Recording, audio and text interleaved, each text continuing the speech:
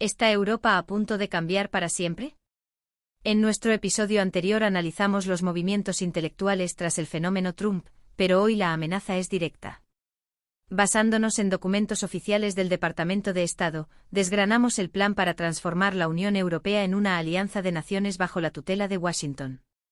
Un análisis crudo sobre soberanía, geopolítica y el futuro de nuestro continente. Quédate hasta el final y si te hace reflexionar, no olvides dejarnos tu valoración en comentarios. Entramos en materia. Hoy vamos a analizar un documento que, la verdad, parece sacado de una novela, pero es muy real. Sí, es bastante impactante. Hablamos de un texto oficial del Departamento de Estado de Estados Unidos, publicado en mayo de 2025, o sea, bajo la segunda administración Trump. Y el título ya es toda una declaración de intenciones. Totalmente.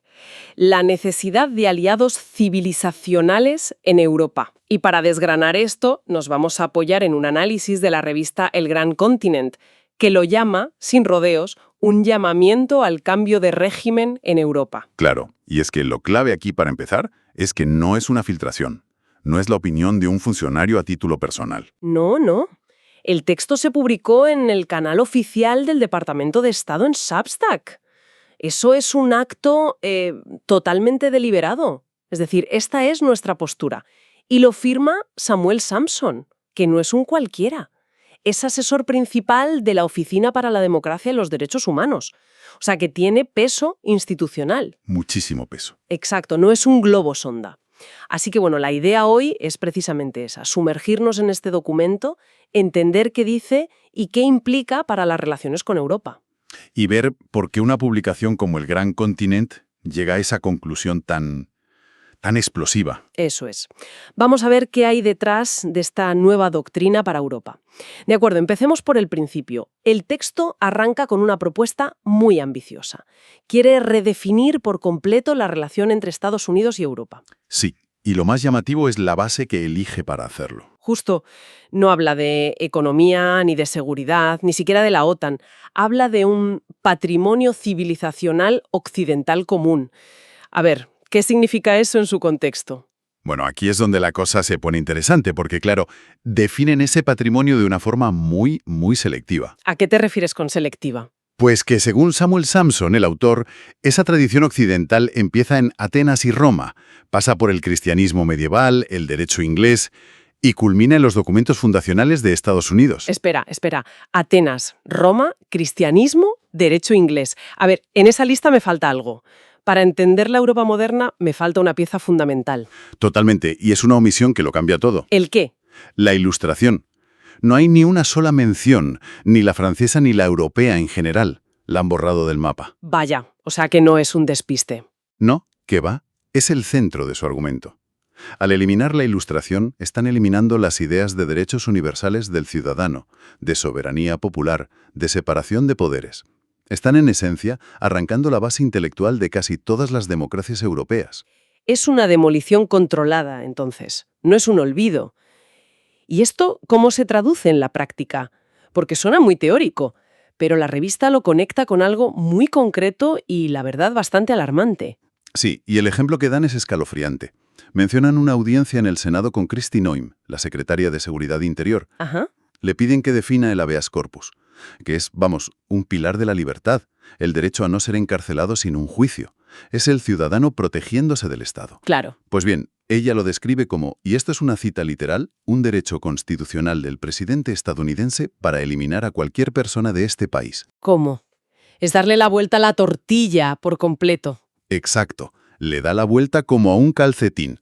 Convierte una garantía para el ciudadano en un poder absoluto para el gobernante. Y entiendo que esa reinterpretación tan radical solo es posible si antes has borrado la Ilustración de la ecuación.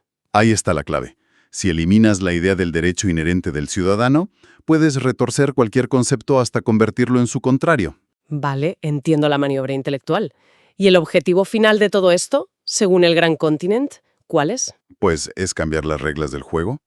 Si ya no compartimos esos fundamentos democráticos, la relación ya no es entre iguales. La revista dice que esta reescritura busca justificar una visión de Europa como un proyecto de vasalización, un conjunto de estados que deben orbitar en torno a un polo imperial. Que sería, claro, ¿Estados Unidos? Por supuesto. Vale. Han reescrito la historia para sentar las bases. Pero para justificar una intervención así, me imagino que necesitan pintar un cuadro muy oscuro de la Europa actual, ¿no? ¿Cuál es el diagnóstico que hacen? Has dado en el clavo. Una vez que tienen esa base, pasan al ataque. Dicen que la administración Trump está dando la voz de alarma sobre Europa. La voz de alarma. Sí.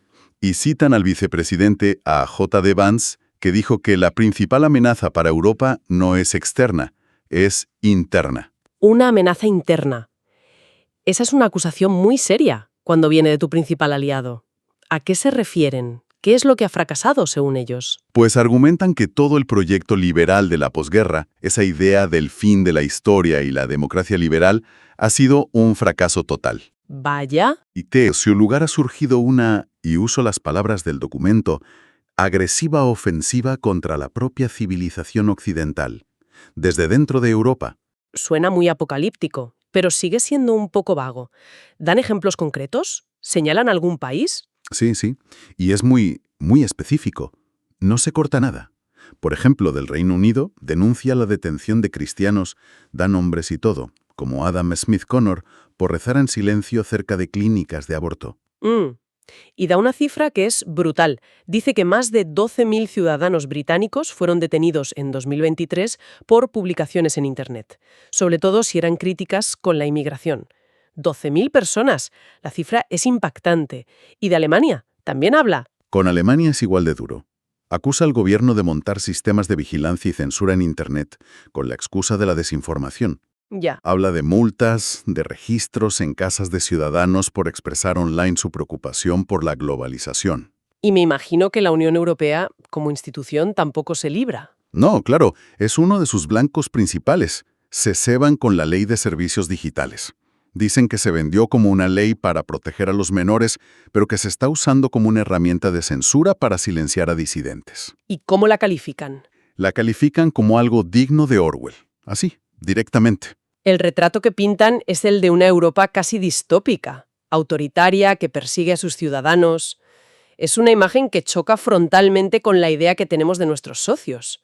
Y claro, este diagnóstico tan terrible es la justificación perfecta para su solución, ¿no? Exactamente. El diagnóstico no es el fin, es el medio. Y el fin es proponer una alternativa. Y aquí el documento ya se quita la careta del todo. ¿En qué sentido? En que no solo critica a los gobiernos actuales, sino que empieza a señalar con el dedo quiénes son sus aliados preferidos en Europa. Ajá. ¿Y quiénes son los buenos en esta historia? Si los gobiernos tradicionales son el problema, ¿dónde están los amigos? Pues lo dice muy claro. Por un lado, lamenta que un partido como Alternative for Deutschland, la AfD, sea calificado en Alemania de organización extremista. Ya. También se queja de que Marine Le Pen en Francia haya sido inhabilitada. Y por otro lado, claro, presenta el modelo a seguir. Déjame adivinar. Hungría. Bingo. El texto defiende que naciones cristianas como Hungría son injustamente calificadas de regímenes autoritarios. La conexión es directa. O sea que el objetivo, según el análisis de la revista, es transformar la Unión Europea en un conjunto de Hungrías. Básicamente, un agregado de naciones siguiendo el modelo de Orbán. Es que es alucinante.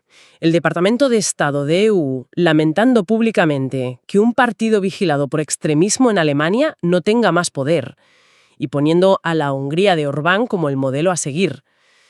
Es una injerencia de un nivel sin precedentes y la revista lo subraya.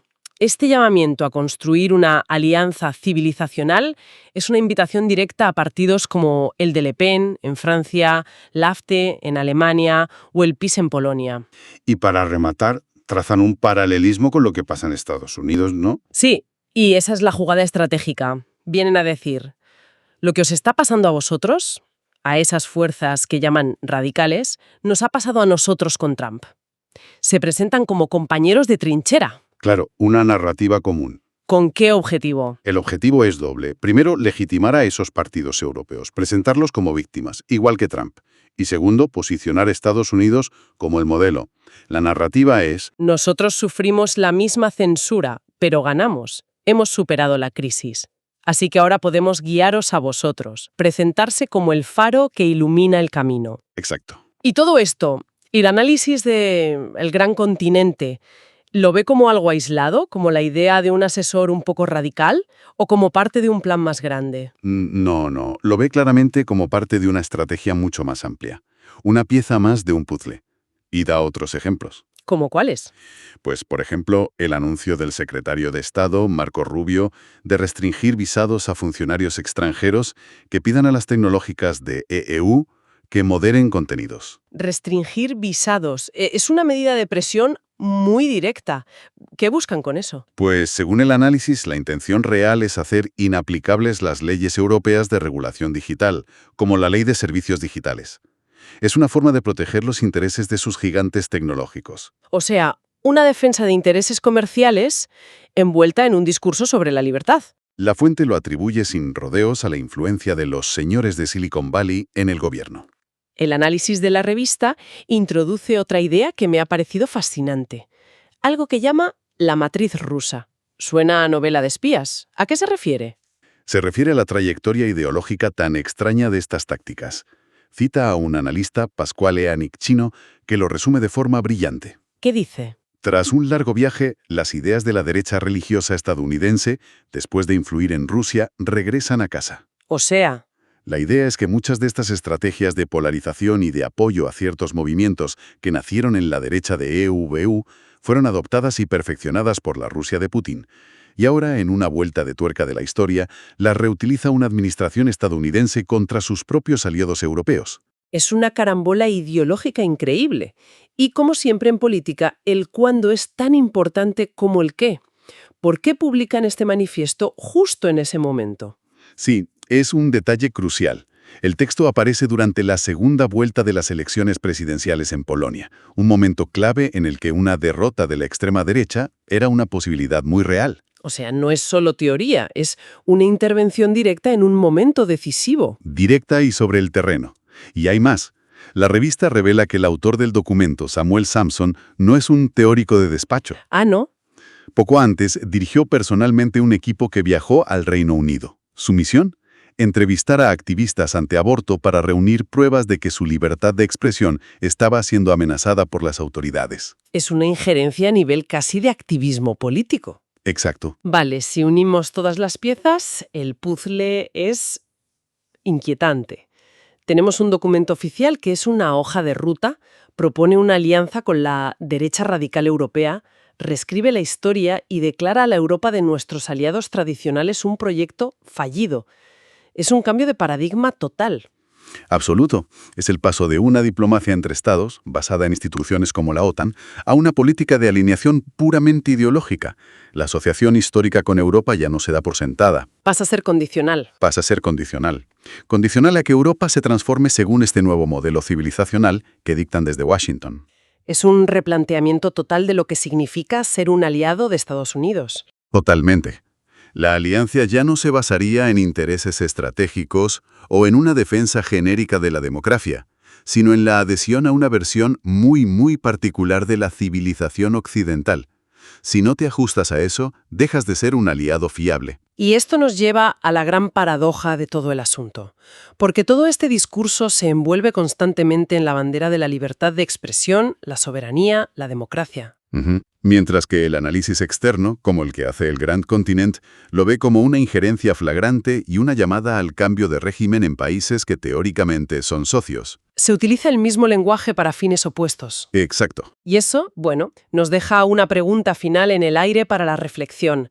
Cuando una superpotencia usa el lenguaje de los valores democráticos para impulsar sus intereses y rediseñar la política interna de sus socios, ¿dónde está la línea que separa la defensa de unos principios compartidos de la pura búsqueda de la hegemonía?